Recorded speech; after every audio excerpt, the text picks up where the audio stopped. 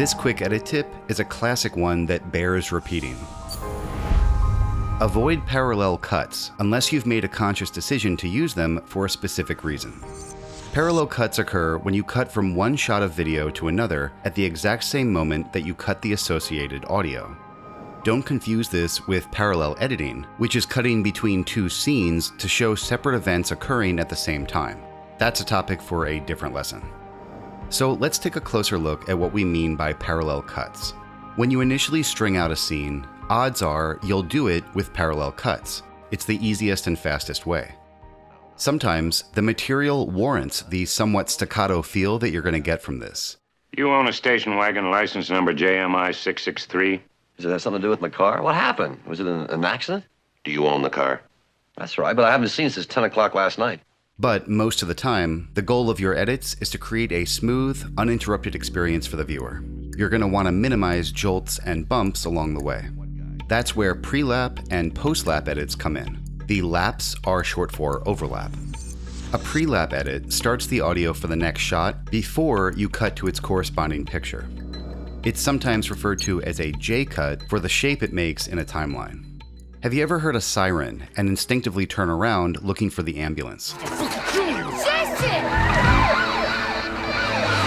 That reflex is what the pre-lap edit exploits. By hearing the audio before seeing the source of it, a pre-lap edit heightens interest and builds anticipation.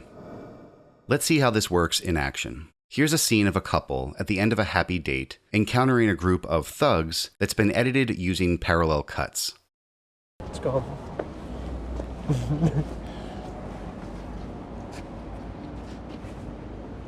Spare some change, our Bentley broke down around the corner. Now, let's add a pre-lap edit so that we hear part of the thug's line before we see him. Let's go.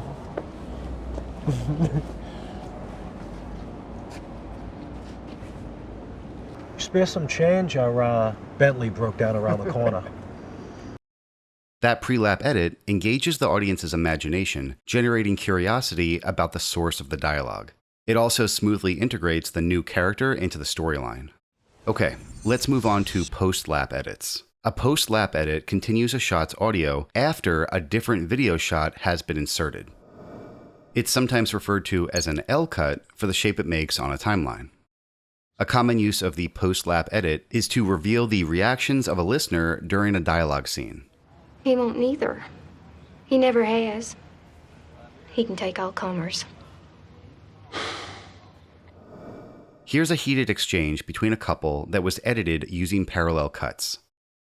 Come on, baby. The guy's got 10 gangsters in his crew for 30 years, and a new guy comes in for 1, and he can't figure out who the rat is? Admit that you liked her. I'm seriously never going to another movie with you again.